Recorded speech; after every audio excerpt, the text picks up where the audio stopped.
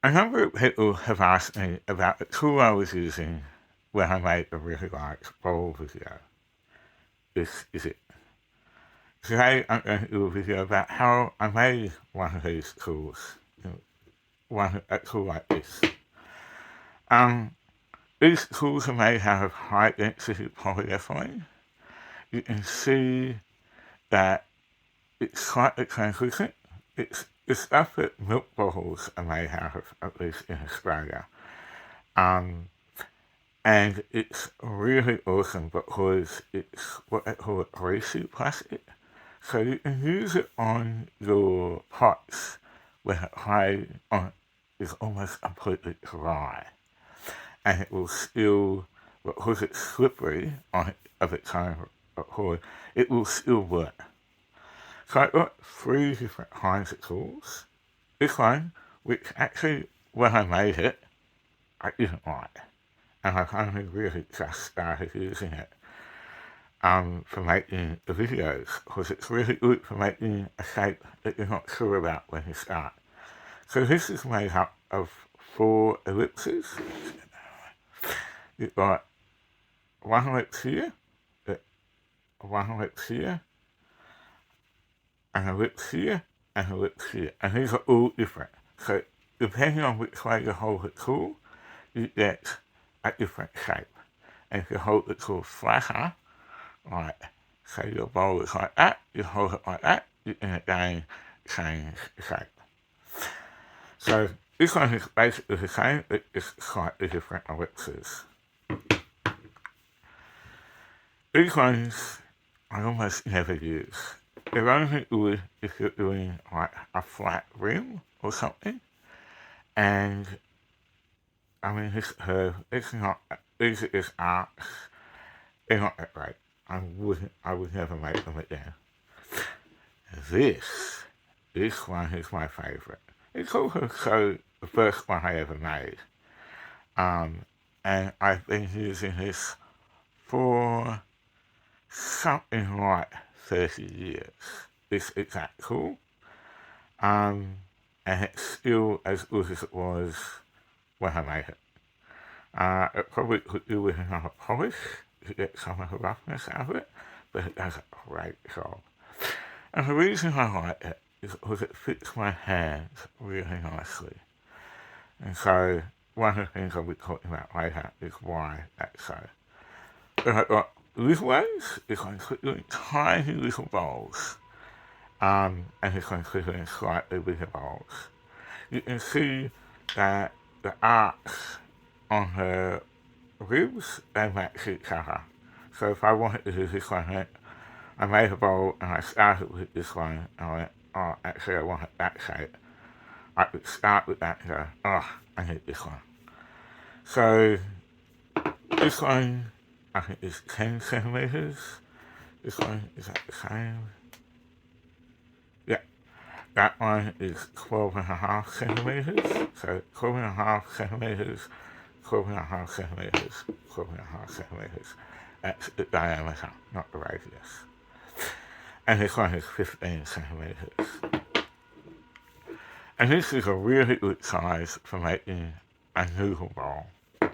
Of course, if you're going bigger, I just have lots of different ones.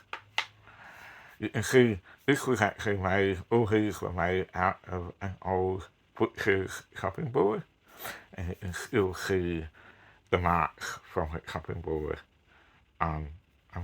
This was the back of it, so it wasn't so rough, but this one has lots of chops in it. And again, it's getting bigger and bigger for different size bowls.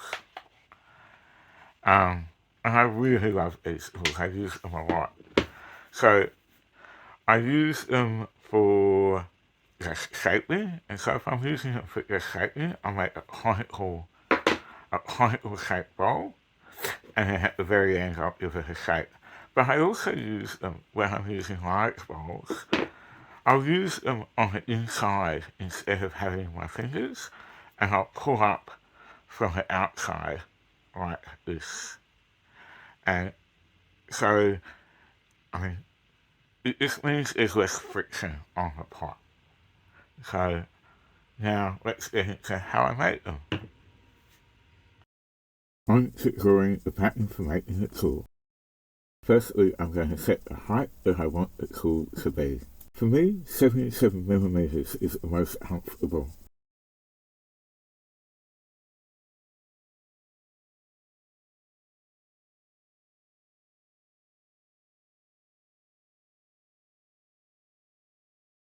Next, I'm going to mark out the vertical center of the tool.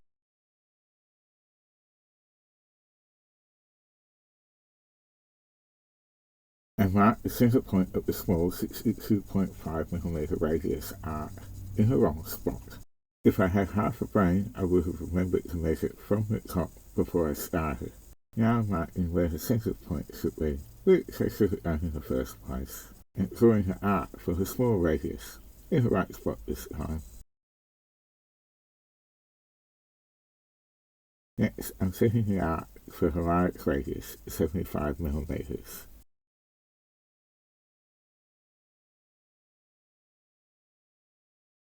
Mark the center for the large arc. Use the center mark to draw the large arc so it crosses the small arc.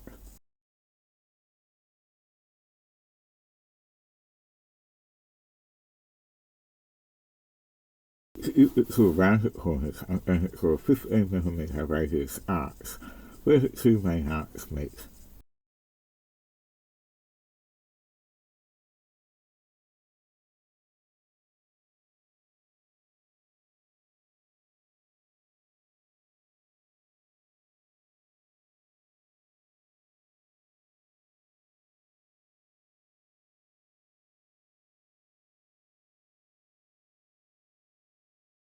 Adjust the compass to make the arcs fit.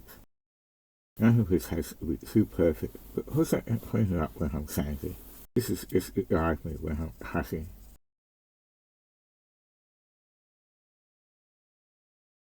Now I can cut out the pattern.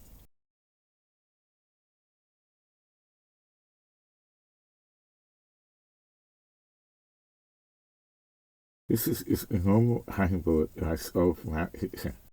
Like the tools I showed earlier, this is made from high density polyethylene.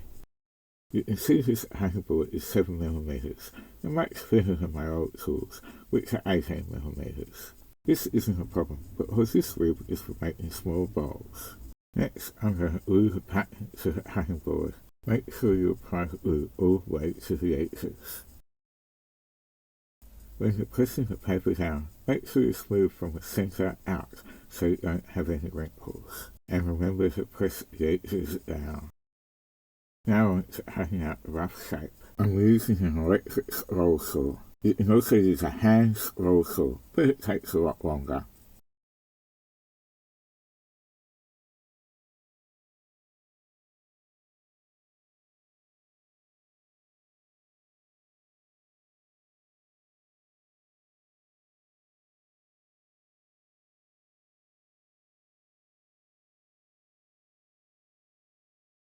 You can see I have a very rough cut. This is partly because the roll saw isn't at the plastic in the direction I wanted, but it's mostly because having excess material makes it easier to sand it down to exactly what I want.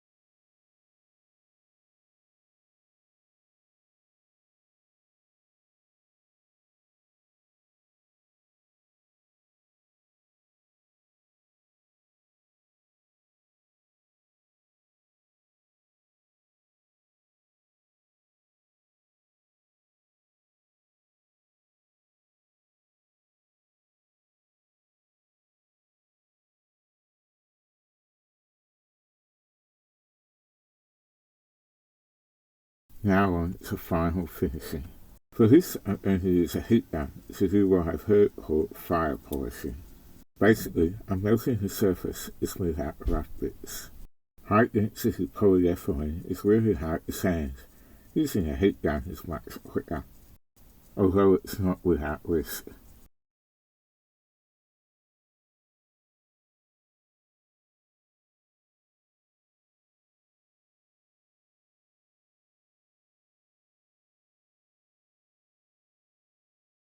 For some reason, a small part of the edge started to flake off.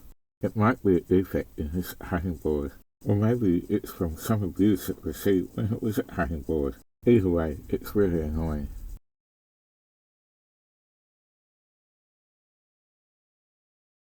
When you finish one side, let it cool down before you start on the other side. Possibly even drop it into water to speed up the process. Don't immediately start on the other side, as I just did, because the plastic is still partially melted and it will stick to your gloves. You can see where my fingers stuck to the tool and where the plastic flaked off. It's a bit annoying, but not the end of the world. I'll just have to re-sand that bit of the tool.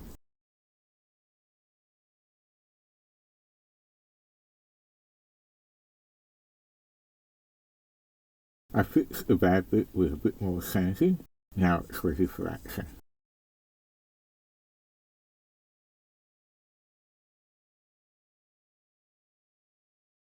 Here's a quick demo.